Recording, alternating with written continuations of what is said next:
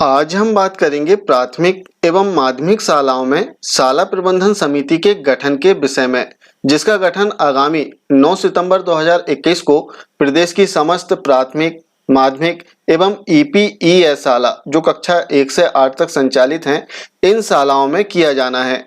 SMC गठन के संबंध में राज्य शिक्षा केंद्र मध्य प्रदेश भोपाल के द्वारा 31 अगस्त 2021 को एक आदेश जारी किया गया, जिसमें विस्तृत दिशा निर्देश भी दिए गए हैं। तो आज के वीडियो में हम देखेंगे कि शाला प्रबंधन समिति के गठन की पूरी प्रक्रिया आखिर है क्या, इसमें कुल कितने सदस्य होते हैं, साथ ही इसमें जो अध्यक्ष, उपाध्यक्ष और सदस्यों का निर्वाचन किया जाता है वो कैसे करें। इसके अतिरिक्त इसमें जो वंचित वर्ग, कमजोर वर्ग और अन्य वर्ग के अभिभावक पालक होते हैं, इनकी गणना हम कैसे कर सकते हैं। आइए सबसे पहले हम देखते हैं कि एसएमसी में कुल कितने सदस्य होते हैं। तो प्रत्येक शाला की समिति में कुल 18 सदस्य होंगे, जिसमें 14 सदस्य पालक या अभिभावक होंगे और इन 14 सदस्यों में भी 50% महिलाएं होंगी। शेष जो 4 सदस्य होते हैं वो मनोनीत सदस्य होंगे। अब मनोनीत सदस्य की यदि बात करें तो सबसे पहला जो होता है, यदि आपकी शाला नगरीय क्षेत्रों में स्थित है तब उस वार्ड का पार्षद, और ग्रामीण क्षेत्रों में यदि आपकी शाला स्थित है तब उस वार्ड का पंच एक सदस्य होगा। इसमें दूसरा सदस्य महिला पार्षद या पंच होती है, जिसे स्थानीय निकाय के महापौर, अध्यक्ष या ग्राम पंचायत के सरपंच के द्वारा नाम निर्दिष्ट किया गया हो। समिति में तीसरा सदस्य शाला के प्रधान शिक्षक या प्रधान शिक्षक नहीं है तब इनकी अनुपस्थिति में शाला में जो भी वरिष्ठ शिक्षक हों वो सचिव होंगे। और चौथा सदस्य शाला की जो भी वरिष्ठ महिला शिक्षिका हैं वो इसमें मनोनीत सदस्य होती हैं। तो इस प्रकार 4 एसएमसी में मनोनीत सदस्य होते हैं। शेष 14 पालक और अभिभावक होते हैं जिनका निर्वाचन किया जाता है। इस प्रकार शाला प्रबंधन समिति में कुल 18 सदस्य होते हैं। आइए अब हम देखते हैं कि एसएमसी गठन के लिए प्रारंभिक तैयारी हम क्या करें। तो इसमें सबसे पहले आपको वर्गवार छात्रों की संख्या का निर्धारण कर लेना है। जैसे एक उदाहरण के लिए हम इसे समझते हैं। हमें सबसे पहले अपनी शाला में वंचित वर्ग के कितने बालक, कितने बालिका और कुल कितने छात्र हैं, इसकी संख्या का निर्धारण कर लेना है। इसी प्रकार कमजोर वर्ग और अन्य वर्ग के छात्रों की संख्या का भी निर्धारण हमें कर लेना है। अब इसमें प्रश्न आता है कि वंचित समूह या कमजोर वर्ग के छात्रों की पहचान हम कैसे करें।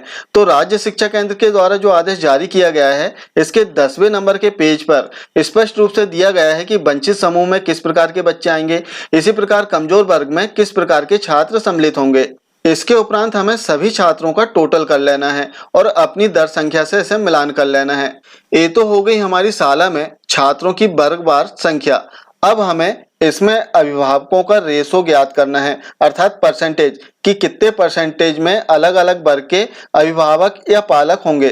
तो इसके लिए एक एग्जाम्पल हम समझते हैं। इसमें हमने पालकों और अभिभावकों का जो परसेंटेज है, जो प्रतिशत है, वो ज्ञात किया है। इसे ज्ञात करने के लिए एक सूत्र हम देखेंगे कि संबंधित वर्ग के छात्रों की संख्या गुणा 100 बटे कुल दर संख्या, अर्थात संबंधित वर्ग जैसे वंचित समूह के जो अभिभावक है इनका परसेंटेज ज्ञात करना है। तो वंचित समूह में कुल छात्र हैं 80, तो 80 गुणा 100 बटे कुल दर संख्या अर्थात 170। तो हमने इसका कैलकुलेशन किया तो इसका कैलकुलेशन आया 47.05। अब हमारी शाला में पर्टिकुलर वंचित समूह के जो छात्र हैं इनके पालक और अभिभावकों का जो परसेंटेज है वो 47.05% है, अर्थात 47.05% पालक और अभिभावकों के छात्र हमारी शाला में अध्ययनरत है जो कि वंचित समूह के हैं। इसी प्रकार हमें कमजोर वर्ग और अन्य वर्ग के जो छात्र हैं इनके पालक और अभिभावकों का भी परसेंटेज ज्ञात कर लेना है। इस प्रकार हमने अपनी शाला में किस वर्ग के कितने पालक या अभिभावक है इसका परसेंटेज ज्ञात कर लिया। अब हम ज्ञात करेंगे कि एसएमसी में जो 14 सदस्य होंगे इसमें किस वर्ग के कितने सदस्य हमें लेना है, अर्थात वंचित समूह के कितने सदस्य रहेंगे, कमजोर वर्ग के कितने रहेंगे और अन्य वर्ग के कितने रहेंगे। तो जो हमने परसेंटेज निकाला है इस परसेंटेज के आधार पर ही हम इसकी संख्या का निर्धारण कर पाएंगे। जैसे इसका फार्मूला हम देखेंगे कि कुल सदस्यों की संख्या गुणा पर्टिकुलर जो समूह है उसका परसेंटेज बटे 100, और यदि इसका हम कैलकुलेशन करेंगे तो रिजल्ट आएगा 6.58 और इसे हमें राउंड फिगर में लिखना होगा तो हमने लिख दिया इसे 7। अब हम यहाँ पर बोल सकते हैं कि जो वंचित समूह है, हमने वंचित समूह का इसमें कैलकुलेशन किया है। वंचित समूह के 7 सदस्यों को हमें एसएमसी का जो गठन करेंगे इसमें लेना होगा। इसी प्रकार हमें कमजोर वर्ग और अन्य वर्ग का भी कैलकुलेशन कर लेना है और इसे एक टेबल में हमें लिख लेना है इस प्रकार से। जैसे आप देख सकते हैं इसमें कुल 14 सदस्य आ चुके हैं, जो कि तीनों समूह, वंचित समूह, कमजोर वर्ग और अन्य वर्ग से हैं। अब इन 14 सदस्यों का हमें निर्वाचन करना है, लेकिन यहाँ पर हमें ध्यान रखना है कि जो सदस्यों का निर्वाचन करेंगे इसमें सबसे पहले महिला सदस्यों का निर्वाचन करना है। 7 महिला सदस्यों का पहले निर्वाचन होगा। इसके उपरांत जो 7 सदस्य बचे हैं उनका निर्वाचन होगा। अब महिला सदस्यों का निर्वाचन करने के लिए हमें ऐसे छात्रों को चुनना है जिन्होंने ए ग्रेड प्राप्त किया हो। जैसे इसमें हम देखेंगे कि सत्र 2020-21 के ऐसे छात्र जिन्होंने ए ग्रेड प्राप्त किया हो के महिला पालक या अभिभावक के नाम 7 नाम लॉटरी के माध्यम से निकाले जाएंगे और इसमें महिला सदस्यों का निर्वाचन संबंधित वर्ग की संख्या के अनुसार होगा। अर्थात यहाँ पर जो वर्ग दिए गए हैं इनकी संख्या जो निर्धारित हमने किए हैं, इस संख्या के आधार पर महिला सदस्यों का निर्वाचन किया जाएगा, जिसमें सर्वप्रथम ए ग्रेड प्राप्त वंचित समूह के बच्चों की महिला पालक अभिभावक के नाम लॉटरी के माध्यम से निकाले जाएंगे। इसके बाद इसी प्रकार कमजोर वर्ग के, अन्य वर्ग के ए ग्रेड प्राप्त वंचित समूह के बच्चों की महिला पालक अभिभावक के नाम लॉटरी के माध्यम से निकाले जाएंगे। महिला सदस्यों का निर्वाचन कर लेने के उपरांत इसी प्रक्रिया को पुरुष के निर्वाचन के लिए दोहराई जाएगी।